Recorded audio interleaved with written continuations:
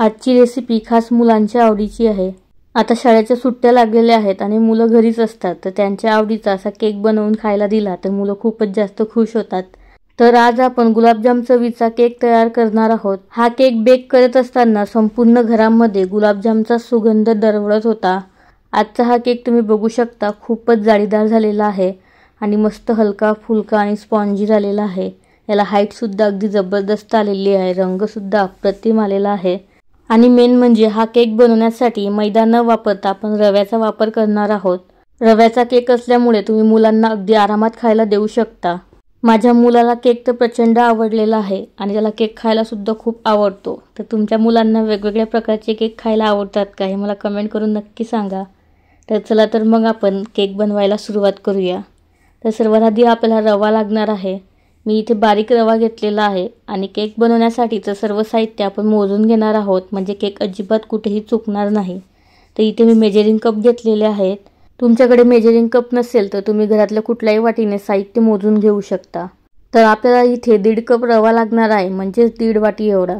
तर इथे मी रवा काढून घेतलेला आहे। आता आपल्याला मिक्सरचं भांडं लागणार आहे। तर मिक्सरच्या भांड्यामध्ये सर्व रवा टाकून घ्यायचा आहे। माझ्याकडचं मिक्सरचं मोठं भांडं खराब झालेलं होतं, त्यामुळे मी छोट्या भांड्याचा वापर केलेला आहे। तुमच्याकडे मोठं भांडं असेल तर तुम्ही संपूर्ण केक मिक्सरच्या भांड्यामध्येच बनवून घेऊ शकता, त्यामुळे भांडे कमी पडतात आणि लवकर सुद्धा होतात। तर मिक्सरला मी रवा मस्त बारीक असा करून घेतलेला आहे। शक्य तितकी बारीक पावडर याची करून घ्यायची। मग यावेळेस तुमच्याकडचा रवा बारीक असेल किंवा जाड असेल तरी सुद्धा चालेल, दोन्ही रव्याचा केक अगदी परफेक्टच होतो। तर एकदम बारीक असा मी रवा वाटून घेतलेला आहे मिक्सरला, म्हणजेच बारीक पावडर करून घेतलेली आहे। त्याला एखाद्या मिक्सिंग बाउलमध्ये काढून घ्यायचं। नंतर त्याच मिक्सरच्या छोट्या भांड्यामध्ये आपल्याला 1 कप साखर लागणार आहे। साखरेचं प्रमाण तुम्ही तुमच्या आवडीनुसार कमी किंवा जास्त करून घेऊ शकता। नंतर यामध्ये मी 2 वेलची फोडून टाकलेली आहे। आता आपल्याला साखर आणि वेलचीची एकत्र पावडर बनवून घ्यायची आहे। इथे पावडर बनवून झालेली आहे। ही पावडर सुद्धा बारीक करून घेतलेल्या रव्यामध्ये संपूर्ण टाकायची आहे। 1.5 वाटी रव्यासाठी 1 वाटी साखर हे परफेक्ट मेजरमेंट आहे। जसं बाहेरचा केक मिळतो ना चवीला, अगदी सेम गोड चव इथं येते, म्हणजे कमी नाही आणि खूप जास्त सुद्धा नाही। नंतर यामध्ये मी 1/4 कप एवढा मैदा टाकलेला आहे। मैद्याऐवजी तुम्ही गव्हाचं पीठ सुद्धा वापरू शकता। आता यामध्ये आपल्याला बेकिंग सोडा आणि बेकिंग पावडर टाकायची आहे। तर इथे मी 1/2 टेबलस्पूनपेक्षा अगदी थोडीशी बेकिंग पावडर शिल्लक टाकलेली आहे आणि 1/2 टीस्पूनपेक्षा थोडासा शिल्लक खाण्याचा सोडा टाकलेला आहे। पोहे खाण्याच्या चमच्यानी सांगायचं झालं तर 1 चमचा बेकिंग पावडर टाकायची आणि अर्धा चमचा यामध्ये खाण्याचा सोडा टाकायचा। बेकिंग पावडर किंवा बेकिंग सोडा केकमध्ये थोडासा जास्त झाला तरी सुद्धा काहीच फरक पडत नाही, पण हे दोन्ही शरीरासाठी चांगलं नसल्यामुळे थोडंसं मोजून टाकलेलंच योग्य। चिमूटभर मीठ टाकून सर्व साहित्य मी छान एकत्र करून घेतलेलं आहे आणि थोड्या वेळासाठी याला बाजूला ठेवून दिलेलं आहे। आता आपल्याला केक बेक करण्यासाठी पातेलं प्रीहीट करून घ्यायचं आहे। तर त्यासाठी मी पातेलं गॅसवरती ठेवलेलं आहे। त्यामध्ये एक थोडंसं उंच स्टँड ठेवलेलं आहे। यावरती व्यवस्थित झाकण बसेल असं झाकण ठेवायचं आणि कमी ते मध्यम आचेवरती 10 मिनिटं हे पातेलं आपल्याला गरम करून घ्यायचं आहे। नंतर ज्या भांड्यामध्ये तुम्ही केक बेक करून घेणार आहात त्या भांड्यामध्ये त्याच आकाराचा बटर पेपर टाकायचा। बटर पेपर नसेल तर असा कुठलाही प्लेन पेपर घ्यायचा आणि गोल आकाराचं भांडं असल्यामुळे गोल आकार काढून याला कट करून घ्यायचं आहे। इथे पेपर कट करून झालेला आहे। आता केक टिनमध्ये हा पेपर ठेवायचा आहे। त्याच आकाराने कापलेला असल्यामुळे अगदी सहज यामध्ये तो बसतो, परत कापायची वगैरे गरज पडत नाही। हा बटर पेपर नसल्यामुळे यावरती आपल्याला तेल लावून घ्यायचं आहे। तर इथे मी अर्धी पडी तेल टाकलेलं आहे। तेल संपूर्ण केक टिनवरती आणि पूर्ण पेपर तेलाने भिजणार अशा पद्धतीने तेल लावून घ्यायचं आहे आणि केक टिनच्या कडेकडेने सुद्धा तेल लावून घ्यायचं आहे। या पद्धतीने पेपर पूर्ण तेलाने भिजला गेला पाहिजे, नाही भिजला तर तो जळू शकतो। सुरुवातीला आपण केकचं जे प्रीमिक्स बनवून घेतलेलं होतं तर ते घ्यायचं। त्यामध्ये 1/4 कप म्हणजेच पाव वाटी आपल्याला दही टाकायचं आहे। दही ताजं असायला हवं, अजिबात आंबट वगैरे नको। नंतर अर्धा कप म्हणजेच अर्धी वाटी खाण्याचं तेल टाकायचं। तेलाऐवजी तुम्ही वितळून घेतलेलं बटर किंवा तूपसुद्धा घेऊ शकता। नंतर मी 1 वाटी म्हणजेच 1 कप एवढं दूध घेतलेलं आहे। तर त्यापैकी पाऊण वाटी दूध मी सुरुवातीला यामध्ये टाकून घेतलेलं आहे।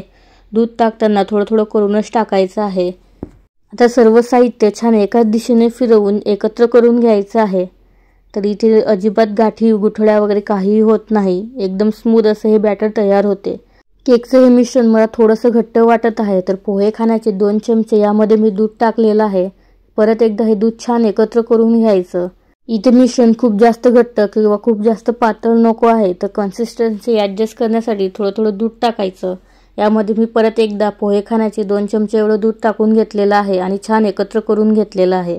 इथे तुम्ही हे मिश्रण बघू शकता, चमच्यातून खाली लगेच पडत आहे, पण चमच्याला सुद्धा एक जाडसर लेअर चिकटलेली आहे. इथे आपलं केकचं बॅटर तयार झालेलं आहे. लगेचच हे बॅटर आपल्याला केक टिनमध्ये टाकायचं आहे आणि टाकून झाल्यानंतर फक्त 2 ते 3 वेळा आपल्याला हे केकचं भांडं व्हिडिओमध्ये दाखवल्याप्रमाणे थोडंसं टॅप करून घ्यायचं आहे. तर आता लगेचच आपण केक बेक करायला ठेवणार आहोत. तर सुरुवातीला जे भांडं आपण 10 मिनिटं गरम करायला ठेवलेलं होतं, तर झाकण काढून त्या पातेल्यामध्ये हे भांडं ठेवायचं आहे आणि यावरती झाकण ठेवायचं आणि सुरुवातीचे 2 मिनिट मीडियम हीटवरती आपल्याला हा केक सुरुवातीला बेक करून घ्यायचा आहे. 2 मिनिट झाल्यानंतर गॅसची फ्लेम सर्वात कमी ठेवायची आणि सर्वात कमी आचेवरती आपल्याला 40 ते 45 मिनिट आपल्याला हा केक बेक करून घ्यायचा आहे. तर इथे मी पूर्ण 50 मिनिट हा केक बेक करून घेतलेला आहे. केक आतपर्यंत शिजला की नाही हे चेक करण्यासाठी मध्यभागी चाकू किंवा एखादी टूथपिन वगैरे टोचून बघायची आणि ती काढायची. काढल्यानंतर ती पूर्ण क्लीन निघाली असेल तर समजायचं की केक परफेक्ट बेक करून झालेला आहे आणि त्याला जर थोडंफार बॅटर किंवा मिश्रण लागलेलं असेल तर परत 5 ते 10 मिनिट केक बेक करून घ्यायचा. केक पूर्ण थंड झाल्यानंतर चाकूच्या मदतीने त्याच्या कडा मोकळ्या करून घ्यायच्या आणि एखाद्या ताटामध्ये किंवा प्लेटमध्ये हा केक आपल्याला उलटा करून काढून घ्यायचा आहे आणि केकवरती जो पेपर लावलेला आहे तर तो सुद्धा काढून घ्यायचा आहे आणि तो सुद्धा अगदी सहज निघतो. तर इथे केक तुम्ही बघू शकता आपला तयार झालेला आहे. इथे मी तुम्हाला केक कापून सुद्धा दाखवते. कापत असताना तुम्ही बघू शकता की अगदी सहज कापल्या जात आहे.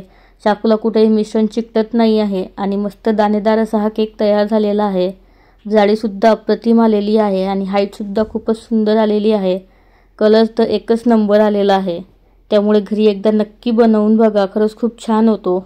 एकदा बनवून ठेवल्यानंतर हवाबंद डब्यामध्ये फ्रीजमध्ये ठेवून सुद्धा तुम्ही आठवडाभर याला स्टोअर करून ठेवू शकता. अजिबात खराब वगैरे होत नाही आणि बाहेर ठेवायचं झालं तर 3 ते 4 दिवससुद्धा तुम्ही याला आरामात खाऊ शकता. हाईट कलर अगदी परफेक्ट आलेला आहे आणि चवीला तर खूपच जास्त जबरदस्त तयार झालेला होता. आतमधलं टेक्स्चरसुद्धा बघू शकता, अजिबात खाताना घशात वगैरे अडकत नाही. यामध्ये कुठलंही वेगळं साहित्य न वापरता सुद्धा या केकला गुलाबजामची चव येते. तर एक वेळ घरी नक्की बनवून बघा आणि तुम्हाला हा रव्याचा केक कसा वाटला मला कमेंट करून नक्की सांगा. आवडल्यास व्हिडिओला लाईक करा, जास्तीत जास्त शेअर करा आणि अजूनपर्यंत चॅनलला सबस्क्राईब केलेलं नसेल तर पटकन सबस्क्राईब करून टाका आणि शेजारी बेल बटन दाबून ऑलवरती क्लिक करा. त्यामुळे सर्वात आधी तुम्ही अशा छान छान रेसिपीज पाहू शकणार.